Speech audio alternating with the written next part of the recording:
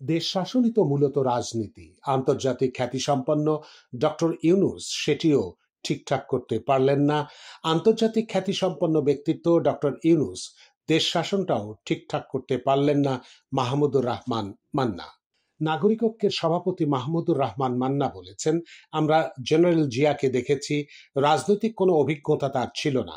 সামরিক শাসন জারি করে, গণভোট করে, দল গঠন করে পাকাপাকি রাজনীতিতে এলেন। শেষ পর্যন্ত তার সাকসেস রেট দেখুন, খুব হাই। আমাকে তা বিস্মিত করে। তার দল এখন দেশের ১ নম্বর দল। আর প্রফেসর ইউনূসকে দেখুন, এত বড় আন্তর্জাতিক খ্যাতিসম্পন্ন ব্যক্তিত্ব রাজনীতিতে গাড্ডা মারলেন। প্রশাসন বা দেশ শাসনই তো মূলত রাজনীতি, সেটিও ঠিকঠাক করতে পারলেন না।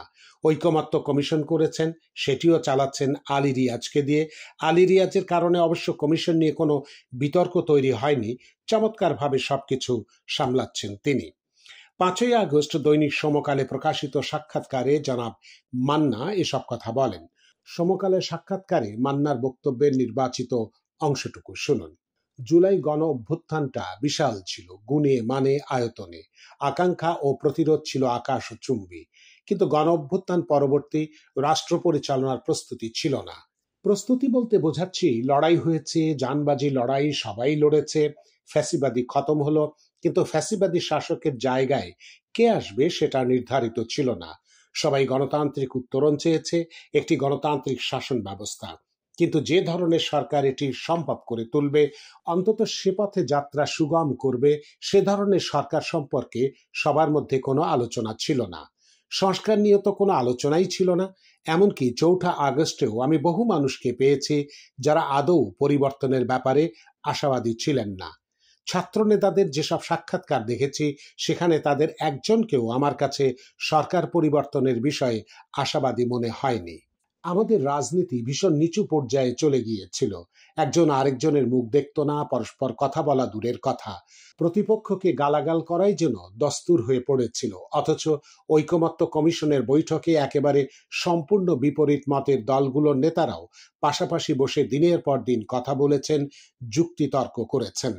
একটু একটু রাগারাগি হয়নি তা নয়, কিন্তু তেমন কোনো উত্তেজনা নেই, মন কষাকষি নেই, বড় কোনো বর্জনের ঘটনাও ঘটেনি।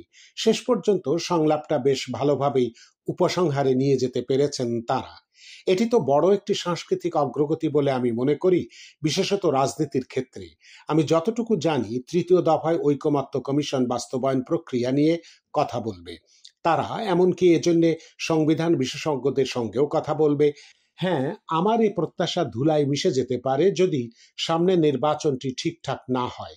ডক্টর ইউনূস বলেছেন, বিশ্ব তাকিয়ে দেখবে সুন্দর নির্বাচনের দিকে। অত ভালো নির্বাচন হবে বলে আমি মনে করি না। আমি বলবো, তেমনটা যদি নাও হয়, যদি ন্যূনতম একটি মান রেখে নির্বাচন আমরা করতে পারি, এর মধ্যে দিয়ে গঠিত সরকার যদি তা ভালোভাবে নেয়, তাহলেও সংস্কারের একটি পর্যায়ে আমরা ভালোভাবে অতিক্রম করতে পারবো। আর সেটিকে যদি আমরা গুঁড়িয়ে দিই, তাহলে তো কিছুই থাকবে না। যদি রাজনীতির কথা মাথায় রেখে জুলাই সনদের দিকে তাকানো হয়, তাহলে বড় কিছু দেখা যাবে। এখানে বিবেচনা হতে হবে এই যে, গণতন্ত্রের পথে আমি এগোলাম কিনা। আমি মনে করি সেদিকে আমরা পা বাড়িয়েছি। একটি পা সামনে চলে গেছে, এই পা মাটিতে পড়লেই আরেকটি পা উঠে আসবে। কিন্তু তা যদি মাটিতে না পড়ে, তাহলে তো সবই গেল। আমি এটিকে একটি শুভ সূচনা বলছি। একই সঙ্গে এটিও বলেছি, এটি যখন তখন উল্টে যেতে পারে। আগে ৭% ভোট পেয়ে থাকলে এবার বড়জোর তা ১২% হতে পারে, এর বেশি তো নয়। তবে এই দুই দল দেরিতে নির্বাচন চাইলেও নির্বাচন বানচালের দিকে যাবে না, তাহলে ওরাও অস্তিত্ব সংকটে পড়বে। সরকার নিরপেক্ষ থাকবে, এটা আমি মনে করি। হয়তো এনসিপির প্রতি তাদের কিছুটা পক্ষপাত থাকতে পারে, তবে সুষ্ঠু নির্বাচন হবে কিনা তা নিয়ে আমার সংশয় যথেষ্ট। পুলিশের কোনো সংস্কার হয়নি, ভালো ভোট হয় কিভাবে? তাই আমি বিএনপিকে বলি, ভাই, আপনাদের ওপরই সুষ্ঠু নির্বাচন নির্ভর করছে।